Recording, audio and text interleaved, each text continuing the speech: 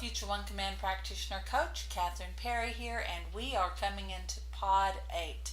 Now, in this lesson, we are going to be dealing with the session more as a whole, meeting the client, uncovering what it is that they'd like to change, remove, or improve. You're going to be listening to both Asara and I doing demonstrations with live clients on telephone calls. You're going to be actually hearing a full session, and we just want to say thank you so much to the people that offered to volunteer for this and to the volunteers themselves. Also, during this, you're going to be hearing how we prepare people for change using the future pacing, but also through little techniques of metaphors and little stories, and how we're really preparing them to accept a new idea. And last week, you got to see me do a demonstration with my daughter Lauren, taking her through the 6 structures of belief, and there was even a section where you saw Lauren go into resistance, and then you're actually going to be seeing another little video where I'm working with Ruby Lee. We're having some editing issues that's coming up, but you're actually going to see where I'm meeting Ruby's resistance and her confusion, which is a strategy to take care of herself. In both instances with Ruby and Lauren, I'm having to kind of sell them on the idea of change, because the beta brain looks at the history and goes, nope, no way, it can't happen, it's never happened, I don't know what that experience is like, if I don't know what it is, if I can't taste it, see it, smell it in my own experience now, I'm not going to buy it. And then you just watch people kind of coming back into their little like kid strategies, and you'll be hearing on the call and also in these different videos how Asara and I, kind of sell them on the change, where we're meeting them. You'll watch our flexibility.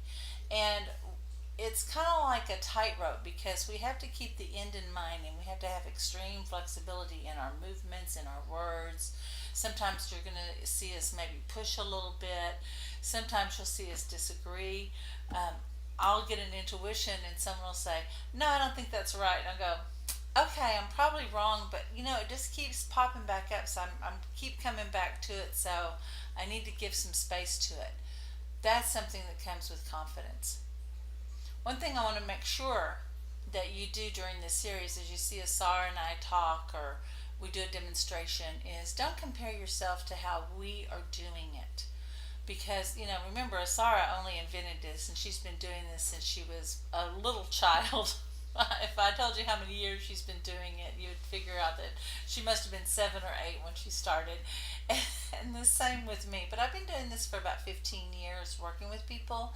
And then I work with the One Command every day. So doesn't it make sense that it would be a little easier and more natural for me? Well, that's right.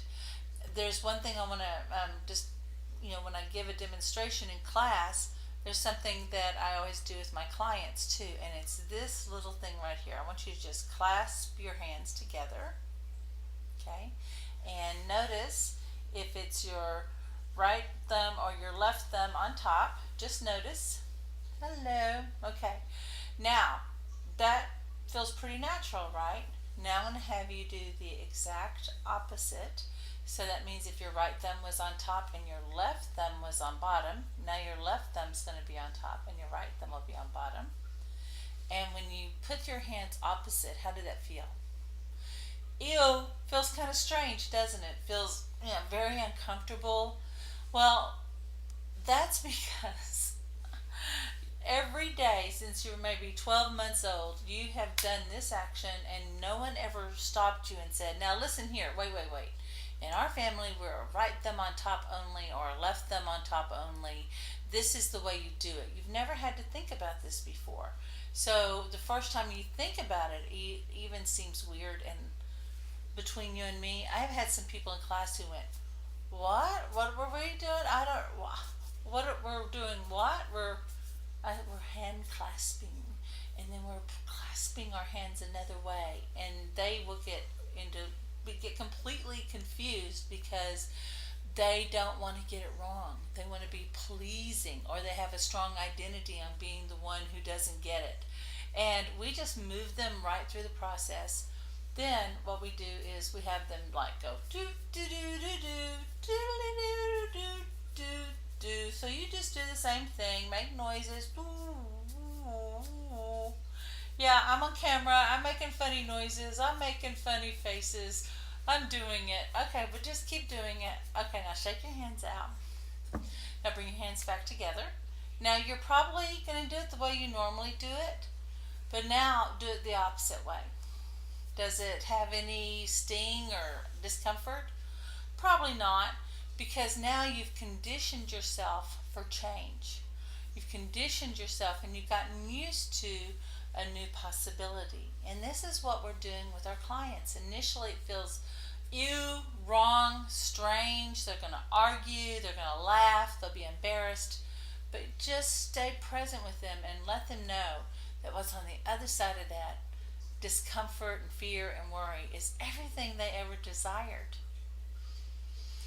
Just want to say thank you so much for being on the course, being with us, giving us a space to play and share these ideas.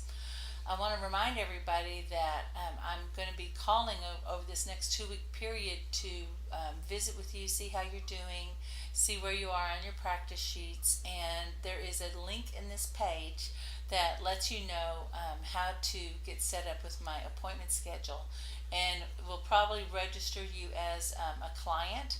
So I will need your complete information, and if you prefer to talk by Skype or by phone, let me know, and then there's even a conference number for you to call. I just want to say thank you. I'm looking forward to visiting with you, and we will be talking to you soon. Bye-bye.